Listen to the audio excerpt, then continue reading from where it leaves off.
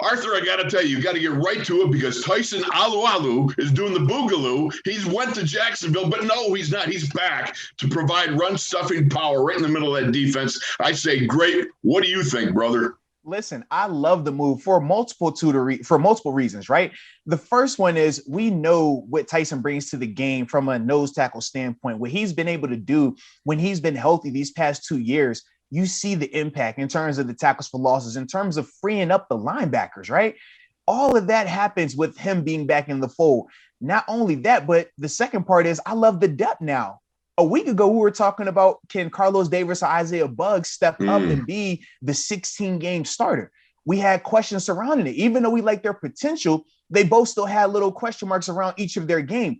With Tyson being back, now those two guys become high-end depth players. Now, you still want them to develop, and if they are able to surpass Tyson, great, but you don't have to feel forced for one of those guys to be that guy starting out in week one. So I love both of those elements of it.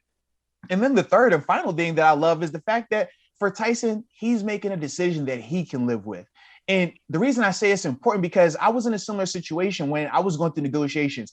I had agreed in principle to a deal with a different team. And granted, it never got publicly leaked like with Tyson's situation. So even though I ended up changing my mind 2 days later, it was like, man, it was still weighing on me because you always go through that thought process of I gave my word, man, right. I need to honor this, or, well, my friends want me to go here or my family wants me to go here. But I knew deep down I wouldn't be happy doing that. And I'm sure for Tyson, similar concept, man, he agrees in principle, but due to unforeseen circumstances, he's not able to go down there and sign it right away. So during that process of being able to just sit around and soul search and talk to his teammates, talk to his family again, talk to his coaches, he was able to realize that, hey, if I go to Jacksonville, I might be making a mistake for me personally. So this is where I'm going to be most happy. This is where I want to stay. So even though it's a tough decision because of the perception around backing out of it and things like that, I have to do what's going to be best for me emotionally. And that's what I think Tyson did. And that's why that was the third thing that I absolutely love about him being able to come back to Pittsburgh. You know, one of the things I found interesting, there's little birdies floating out there, and there's little Twitter chat about, not Twitter, the Twitterverse, but little chat up about the fact that maybe Cam Hayward had a little something to do with the about face. Oh, absolutely. Listen, when I tell people all the time, Cam Hayward is the best teammate to have. I mean, not only is he a great leader, a vocal leader, he leads by example, but the beauty of Cam is he connects with you personally. I mean, even when I came here in 2014, he was literally the first person to reach out after I signed my contract. So, you know, you build that type of rapport. So for Cam, he was obviously being a little sad, right? You're looking around like, man, this guy is gone. This guy is gone. That guy is gone. It sucks. But when you find out that, hey, well, this guy hasn't officially signed that contract just yet, maybe I can give him one last, win one for the Gipper, get him to change his mind speech. And I think that's what he did. He took that chance and it worked out. And I'm so glad he did. And trust me, Cam is probably even more excited than I am because he's going to get his running mate back. Listen, man, when you watch Cam on tape in the base personnel packages, Tyson helps him out so much because he allows him to not be doubled. He allows that center to not be able to peek over here to two or peek over back to Cam. He knows if you're one-on-one with Tyson, you have to give that man your undivided attention. Otherwise, it's going to be a bad play for you. Now, see, that's where I wanted to go because there's a difference between a full-on nose tackle trying to play a three technique and a three technique guy trying to play the nose tackle. And a lot of three technique guys can't make that jump. And a lot of nose tackles can't make that jump. Tell me about it. Man, so the difference between a three technique and a nose technique from a philosophy standpoint are traditionally different. So when you're a nose technique, your stance is typically more balanced, right? If you're looking down, your feet should be parallel instead of having a staggered stance, which you typically see out of a three technique. Now, the reason you have to be balanced is because as a nose, your job isn't to make the play. Your job is to keep the linebackers free. Your job is to make sure that you're keeping that center from climbing up on the linebacker or doubling a guy. Whereas with your three technique, as a three, you're the bona fide playmaker on that D line. You, as a three, we tell the three technique, the outside linebacker should never have to make the play. The ball should never get outside of a three technique. So you see their stance is usually a lot more elongated, more of a sprinter style stance coming out of a block versus the more balanced stance for the nose tackle who's trying to keep the other guy clean. So the reason why they have a lot of difficulties switching is because you're changing philosophies. You're telling a guy who's taught to just protect this guy to go over here and be aggressive now and look for the action himself. You're telling a guy that's used to looking for the action himself to go over here and, hey, sacrifice your play for the betterment of the defense. A lot of guys struggle with that physically and mentally, but Tyson, this is a top 10 pick for a reason. He was a part of that 2010 draft class, which I always loved. Y'all know I am very biased about that class since I was included in it. Yeah. But as a whole, you can just see the pedigree that Tyson has and why he's able to excel, whether it's at a 3 technique or as a nose. His balance in terms of just understanding what the positions demand and the technique associated with them, he's able to excel at this stage in his career. And that's the big reason why he's been so productive here these past 2 seasons. You know, it's beautiful, and you summarize that so very well. One of the things I've always appreciated about Tyson, he plays with that close quarter combative type hand fighting, like a 3 technique, but he's able to do it at the nose tackle. I mean, he's even manifested 2 sacks from the nose tackle. And think about it. Yeah. Getting a sack at nose tackle, it's like trying to nail Jello to a wall. I mean, it's hard. Seriously. Very hard, but he gets it done. Well, and not only that, I mean, you can attest to this being a former offensive lineman. The nose is getting multiple sets of hands on him every play. Center, right guard, or left guard. Every time they're going to account for that. So it's not as if he's ever going to have a true legitimate one-on-one. Even some of his best rushes last season transpired after he was already doubled, and then he just continued to play through it. But that's the nature of that position. So anytime you're getting any productivity from a pass rush standpoint from the nose, that's more so icing on the cake, because you don't expect that from those guys, not alone from their build, but just the nature of the position. It doesn't allow those guys to have a lot of those opportunities. Exactly so. And the other thing that I love about Tyson is at 34, he is one of those veterans, you know, that really brings a lot of maturity to the room. He's one of those guys in the room that we always look for. That's what it looks like to be a pro. And I think, you know, and look, you got Isaiah Buggs, you got Carlos Davis. They had a little, let's say it did a little curly shuffle last year, you know, got caught on TV, which can happen. Okay. I mean, I remember when I was on the sidelines and during the game in Cleveland, my rookie year, and Jack Lambert and Joe Green came nose to nose on the sidelines, and I thought they were going to go at it. Mike Wagner almost got the beatdown of his life trying to get in between these guys. Chuck Noll saw it from about the other side of the 50. He decided to turn around and go the other way. I mean, these things can happen, but, you know, you have cooler heads. You have those veterans. You know, it's one of those things that, you know, I think that Tyson adds so much, both in the classroom, on the practice field, and in NFL stadiums. Certainly, I'm glad he's back. Without a doubt. And another thing that you had hit on briefly, but with Tyson, he's the tone setter.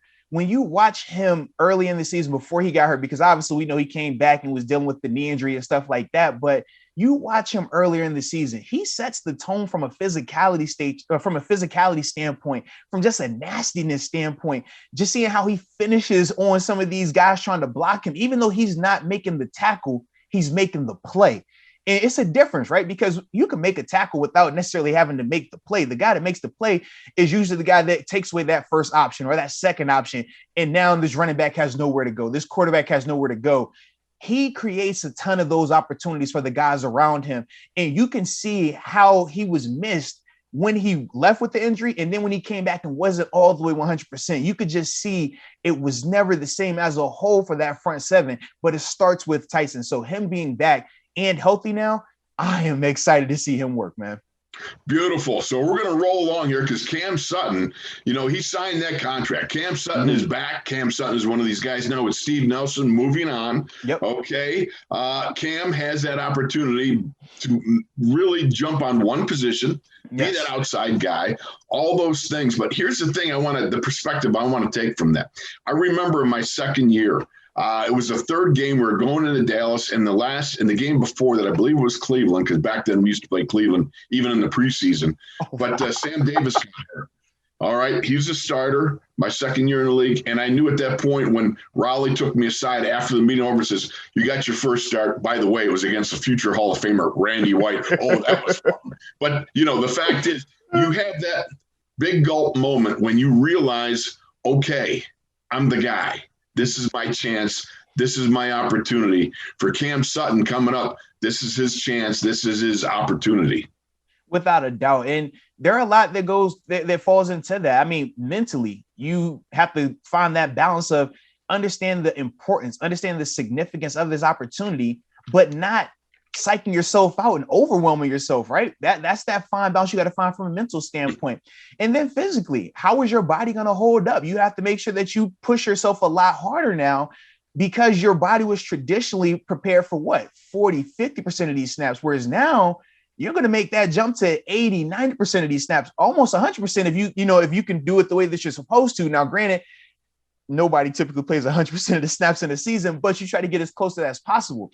So as a whole, Cam has a lot that he's going to have to deal with during this offseason time. But Cam has to understand that he is there for a reason. They don't make the moves that they made. I'm talking the organization now. They don't make the moves they make if they don't have a certain level of belief in him. Even though his contract isn't as robust as Joe Hayden or Steven Noson's was, it's still substantial money. It's still money that says, I believe in you enough that you're going to get this opportunity. So now for Cam, now that you have that confidence from the organization, something that you haven't really had in your career, because they've always believed in Mike Hilton. They've always believed in, Joe Hayden and Steven Noson on the outside, or even Artie Burns before that. Now you're going to get that opportunity where they truly back you. They truly believe in you. Make them be right. That's what you want to do right here. You want to take this opportunity and reward their belief in you, because by you doing that, by you going out there and playing at a crazy high level like you're capable of, it's not like we're asking you to do anything that you haven't done. But if you can go out there and do that, well, you know what the reward is going to be a year from now, another contract. And that's what that has to be his mindset. You're not just settling right here at this contract, because there's so much more out there for you because of how good you can truly be. So knowing Cam, he understands these things, and he's going to put that work in right now. So that way come fall, it can pay off those dividends for him. Well, think about this, Arthur. I'm the opposing quarterback. I'm looking over at you on that defense, right? And I'm looking on this side, and I say, oh, I got Joe Hayden over here, and I got Cam Sutton over here. Who do you think they're going after, baby? Hey, 100%. But I'll say this, right? A guy who was actually on the roster was in a similar standpoint, Steven Noson. Now, this wasn't when he was in Pittsburgh, but when he was in Kansas City. Even though, he had a ton of interceptions his last season there, he was the most targeted corner in the NFL. Steven Noson was productive in that time frame while getting those targets, and ultimately landed him a lucrative contract here in Pittsburgh. Similar things are going to happen to Cam Sutton. Like you just said, they're going to look and say, that's Joe Hayden right there. I'm not testing him. I'm going to go over here to this other corner, the unproven guy. So he's going to get ample opportunities to have an impact. For him, he just has to capitalize on those opportunities when they arise. He's more than capable of doing it. We've seen him do it plenty of times. Now he's going to have to do it over a 16-game season. So it's going to be a larger sample size for him. But like I said, I definitely think he's up for the challenge. Well, speaking of up for the challenge and having that opportunity, we got a couple of newcomers. We got Kalen Ballage and Rashaad Coward that the Steelers have signed, recent signees. And tell me a little bit about them. Yeah, so for Kalen, man, this is his fourth year in the league. 2018, where he was drafted in the fourth round out of Arizona State, has been a good short yardage back. Now, I don't think that this is going to particularly change the narrative of, okay, are we still trying to address running back, whether it's through a late free agency pickup or early in the draft? I don't think this changes any of that. But what it does do is bring competition to that running back room for the guys that are currently on the roster. Benny Snell, right? When you talk about Anthony McFarland, you want to have competition. For me, I'm a big believer in, I don't like guys to just get handed a starting spot or get handed a position. I want them to have to earn it. And by bringing a guy like Kalen in, number one, he's higher pedigree than an undrafted guy. He's higher pedigree than a rookie free agent that you could get this year. So you're going to get that, but you don't have to invest too much from a resources standpoint, but you've already seen this guy be successful in his role thus far in his career. So for him, this is a good opportunity because, number one, we have had a struggle with consistent productivity at running back. He's going to get an opportunity to be in that mix now. So for him, it benefits him as well. So I just like this move as a whole as it pertains to that element of it. I'm interested. He's 6'2", 231, his fourth year, okay. But in 35 games, he's got 52 receptions. That's kind of interesting because if he's just one of these, flat nose society guys, downhill bang, boom, lead with the face, right? Guys like that, they don't post 50 plus receptions. Very true. Like that. The other thing about it is he's obviously got to be built enough for some special teams duty. Absolutely. So I'm thinking, little Derek Watt, little Kalen Ballage here, have a little bit of little competition, shall we say, which brings out the best in everybody. But certainly it's an interesting signing. Okay, let's move to the offensive lineman, Rashaad Coward, pick up from the Bears. Yeah, now I actually like this signing a lot more than Kalen, and it's nothing against either player. It's just with Rashaad, he has a lot more playing experience. In the past 2 years, he's had a good amount of starts in terms of, I think it was 10 starts in 2019, and then he had another handful of starts this year as well. Positional flexibility. He started at right guard, left guard, right tackle as well. And why is that important, Wolf? Well, we know our offensive line is going through some changes right now. We know we're going to have new guys stepping up into starting roles. Kevin Dotson is potentially one of those guys. So regardless if we're talking about the starter element of it or the depth element of it, you're going to need quality players. You're going to need players that have done this for multiple years. And this is a guy in terms of Rashaad who brings that to the table. He is a guy that has proven, hey, if I need the spot start, I can give you that. If you need depth at this position, I can give you that. But ultimately, it just brings another body in there that's going to continue that competition, continue to make that group, whatever the final product is, it's going to be a hardened, battle-tested group, a group that had to, make it out of the valley together. And that's ultimately what you want to see. And I think that Rashaad is definitely going to bring that. I think it's interesting because certainly in my mind, it's almost like I think that probably closes the door to Big Al. A return by Big Al. Unfortunately, I'm thinking that he's probably. I wonder if Al is going to play anymore. I agree. Yeah. I wonder about that. I have such love and respect for who he is, what he's accomplished, both in defense of our country first and foremost, and then on the gridiron. Certainly, whatever that man wants to do, God bless him. He's just been the greatest. So, okay, then we move from there. I want to go because another signing we got is news from the down under, right? From down under, that would be Jordan Berry. He gets the contract. He's going to be going against Corliss Waite, who, was a punter we had on the practice squad who just kicked the snot out of the ball. You watch that guy. But here you got Jordan Berry came back and he had the best gross punting average he had, the net punting second best of his career. And I think he had the most coffin kicks in his career. So we got Jordan Berry back. Listen, that is my guy. And this is what he always taught me because, he's from Australia and I always want to learn that slang. Put another shrimp on the barbie, mate. That's what he always said. Put another shrimp on the barbie, mate. All right. So every time he booms one of those coffin kicks, every time it's a 40+ net punt, because that's the magic number, 40+ net. The gross is cool, but the net is important because that factors in the return yardage. So when you're getting a 40+ net punt, that means you're flipping the field. That means that's a huge thing. And to see what his average was, that tells you what he is capable of. So being able to bring him back, I think is huge because like you said, last year we saw him take a step forward, right? We said the year before that it was kind of inconsistent. And we even saw the roster in terms of how they handled his job security early on be reflected by that. But once he was able to return and he started to play a lot more consistent, the punting element of our team, the punting element of the game for the Steelers became a strength. It became something that we were like, well, hey, we're punting a fair amount. At least we know we're field flipping. At least we know we're pinning opposing offenses back deep in their own territory. And it just makes it a lot easier on us defensively, but a lot harder for those offenses to sustain drives. Because if you look at the statistics, offense that have to start, their drives on their own 20-yard line is less than 70. I think it's less than 50 or 60% that they're even going to score.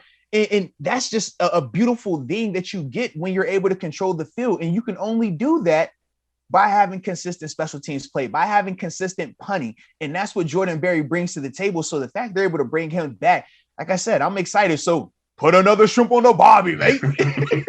and in full disclosure, I got the dear Corliss. I muffed up your name. It's Corliss Waitman, and it's on account of my glasses. These glasses sometimes my bifocals ain't working quite right. So, dear Corliss, sorry about that, my friend. Okay, as we move to our last topic, okay, I'm enjoying this time, little repartee with my friend here, Arthur. Oh yes. 17 and 2021, 17 games, 17 regular season games agreed upon, down to 3 preseason games. I've got some mixed emotions about this because I love all the NFL I can get. I love it. I watch it in the off season. But the fact is, 17 games, I worry about stretching the ballistic capabilities of the human body a little. I like the fact that they cut down the preseason, but here's the other thing I worry about. It's harder for young bucks to show their wares in 3 games. I mean, the Jerry Osavskis that used to show up, the blood and guts guys, 2 times a day, and they made the club and made a great career because they were tough enough to battle their way through it. Absolutely. Those windows are getting smaller for a lot of these guys. Yeah, without a doubt. It's a unique standpoint or a unique situation because, yes, from the viewer standpoint, do we want more football? Absolutely. Who doesn't love to watch more meaningful football games? But from the player standpoint, the former player, the alumni, it's just like, I understand how damning 16 games is. Yes. And why we would throw a fit when you had that 5th preseason game for a Hall of Fame game, because we just knew how it would affect our bodies before you even get to the playoffs. So now when you're going to add another game, another regular season game, but minimize the preseason, I ask myself, well, is that really benefiting the players from a health and safety standpoint without expanding the roster? Because during the 17 games, let's be real, is Ben Roethlisberger going to play any less than he's been playing? No.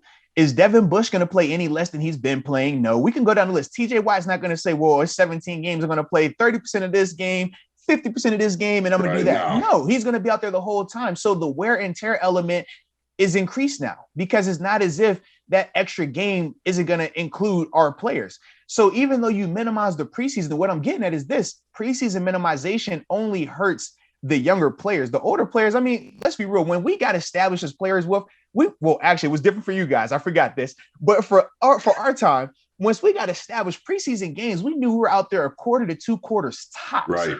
So it really wasn't going to have that same level of effect. But you can just see now that these players are going to be playing 17 games. You have to be more concerned about your higher end guys. The guys are going to be out there for those 4 quarters each and every game. But as a whole, I still don't feel bad about it 100% because this was something that the players did agree upon. Remember a year ago during the CBA negotiations, they had the opportunity to say, hey, we don't want to have this in there. We vote against this. Now, you saw the representation, or should we say the lack thereof, from the player standpoint when it came to the vote. And I think it was less than 50% that actually participated. So when you don't participate in a vote this critical, now that it's 17 games, I really don't have that same level of, sympathy for you because you had the chance to change this. You had the chance to step up and vocalize your, either support or or your, you in terms of you just not liking it. You had both of those opportunities available to you. So it is what it is now. But for me as a viewer, I'm going to enjoy that extra game. That's what I'm going to do. I am too. There's no doubt about it. Look, the players make more money. You have that obvious opportunity. So, the fact of the matter is it's been done and it's going to be, and you got to love that fact, because guys, making more money is never a bad thing. Correct. You know what I mean? Yeah. And I'll also say this too, right? Well, I was going to say this too from when it comes to incentives, this is a bonus for you. Because typically, right, if my incentive was to get 10 sacks in 16 games, well, that could be definitely, challenging. And there's a reason why not a lot of guys get 10 plus sacks in a season, right? But now when you bump that up to 17 games and the mark is still 10 sacks, now you can see how that can benefit me, the money you're talking about making more of, that's a prime example of how you can do that. You think about the sack record, right? We're sitting at 22 and a half. Well, how many times have we seen guys come up at 21, 20, 22? Imagine if they had that extra game. Well, now they do. So you can just see as a whole how this is going to benefit a lot of people as it pertains to their numbers going forward as well. Yeah, I got to tell this story. I think it was my second year as a starter, 3rd year in the league, right? We went to Dallas, and it was one of those Dallas heat waves, and it was like over 90 degrees at night kickoff, okay? And back then, we used to kick off, it'd be 7 o'clock in Dallas, but it's 9 o'clock on the East Coast. So anyhow, I played 3 quarters of offense, all right? I played the kickoff, kickoff return, punt, and punt return. And let me tell you, so I was sucking down so much Gatorade. An NBC cameraman came by, and all of a sudden, I had a ballistic Hoover moment. I threw up all over the poor guy's shoes. Oh, no. We'll have that on big jobs like this. You know what I mean? All right. You got anything for me, bud? Man, I think that's it for right now, man. But, I'm just always excited, man. I'm always enjoying what we're doing here, baby. Yes, indeed. Absolutely. All right. For Arthur, from myself, that's a wrap, and we'll see you next time.